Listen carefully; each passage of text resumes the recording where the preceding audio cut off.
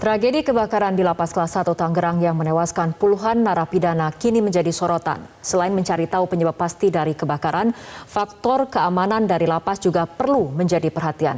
Rekan Livia Ramadanti akan memaparkan untuk Anda selengkapnya. Livia, silakan. Dan juga pemirsa, kebakaran hebat terjadi di Lapas Tangerang dini hari kemarin. Kebakaran terjadi tepatnya di Blok C2, di mana lokasi tersebut merupakan sel bagi narapidana narkotika. Saya perlihatkan pada Anda lokasi Blok C yang menjadi lokasi atau titik pertama kebakaran terjadi. Di sini adalah denahnya, ini merupakan denah dari Lapas Tangerang yang terjadi kebakaran pada dini hari kemarin. Jika dilihat di sini, ternyata kebakaran berada di sebelah atau di sisi timur dari masjid. Ini terlihat bahwa kebakaran terjadi di sisi timur, kemudian ini adalah lokasi tempat Blok C dan juga lokasi tempat Blok B. Sedangkan untuk blok yang lainnya ini ada di sisi sebelah timur atau tepatnya di sebelah kiri saya yang merupakan sisi di mana blok-blok lainnya ini ada. Karena untuk di Lapas Kelas 1 Tangerang ini sendiri memiliki 7 blok yang terbagi menjadi 2 sisi. Dan jika kita lihat dari urutan pertama ini bisa dilihat untuk pintu masuk utama ini ada di sebelah utara dari posisi masjid. Kemudian ada ruang lobi, kemudian dilanjutkan ada pos pengawasan. Di sisi sebelah kanan di sini bisa dilihat ada pos pengawasan, kemudian ada perpustakaan dan juga cottage. Dan baru diikuti dengan lokasi lainnya yaitu tempat kemarin terjadinya kebakaran yaitu di Blok C2. Dan di sini bisa dilihat juga lokasi kebakaran memang cukup hebat terjadi di sini karena memang instalasi dari pemadaman api di sana ini tidak berjalan dengan baik. Lalu kita juga bisa melihat sorotan berikutnya. Di sini kita bisa lihat data-datanya juga. Bisa ditampilkan data-data berikut ini, ternyata untuk di Blok C ini ternyata memiliki kapasitas 122 orang, di mana diantaranya merupakan lapas ini diisi oleh narapidana narkotika. Dari lapas di sini ini juga bisa dilihat lapas memiliki blok-blok yang terbagi menjadi 2 di kanan dan juga di kiri dari lokasi tempat Lapas Kelas 1 Tangerang. Lalu pertanyaannya, mengapa kebakaran besar bisa terjadi dan menewaskan banyak orang? Tentu faktor keamanan perlu kita soroti di sini, masih segar karena diingatan faktor keamanan Lapas Tangerang yang juga pernah dipertanyakan ketika seorang terpidana mati Chai Changpan ini berhasil melarikan diri dengan meninggal atau menggali lubang sejauh 30 meter dari kamar selnya. Dalam kurun waktu 1 tahun, kini kembali terjadi kerawanan pengawasan di Lapas Tangerang. Kita lihat ini kebakaran di salah satu blok C yang merupakan menewaskan lebih dari 40 orang.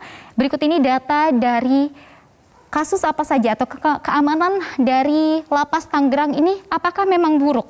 Di 14 September 2020 ini terjadi ada salah satu narapidana mati yang melarikan diri, kemudian baru selang 1 tahun ini sudah ada lagi kasus di sana yaitu kebakaran di Blok C2 yang menewaskan lebih dari 44 orang.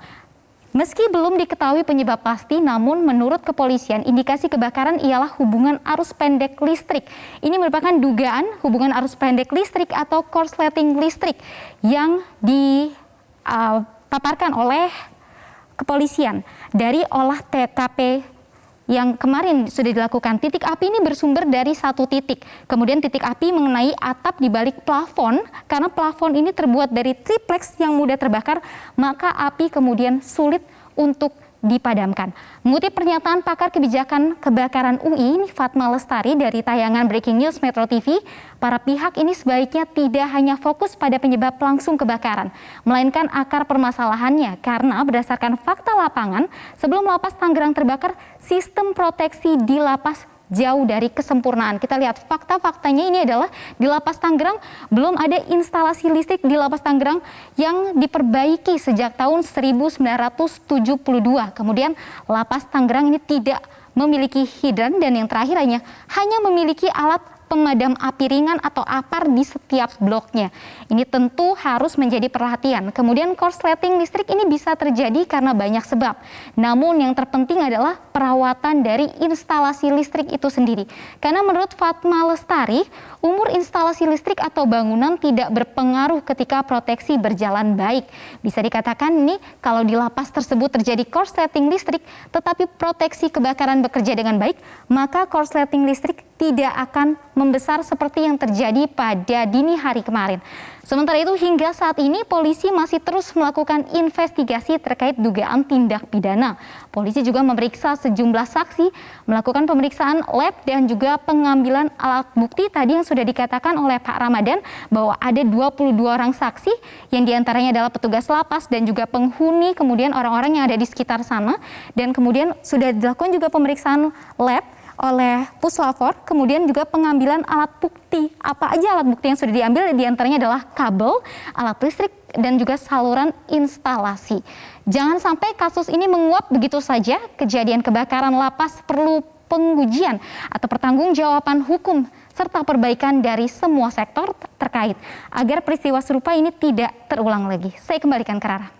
Baik, terima kasih Livia atas pemaparan Anda dan kita akan nantinya segera mengetahui seberapa jauh penyelidikan kepolisian dan kapan kasus ini akan segera dituntaskan untuk mengetahui penyebab pasti dari kebakaran di Lapas Kelas 1 Tangerang. Livia Ramadanti, terima kasih atas pemaparan Anda.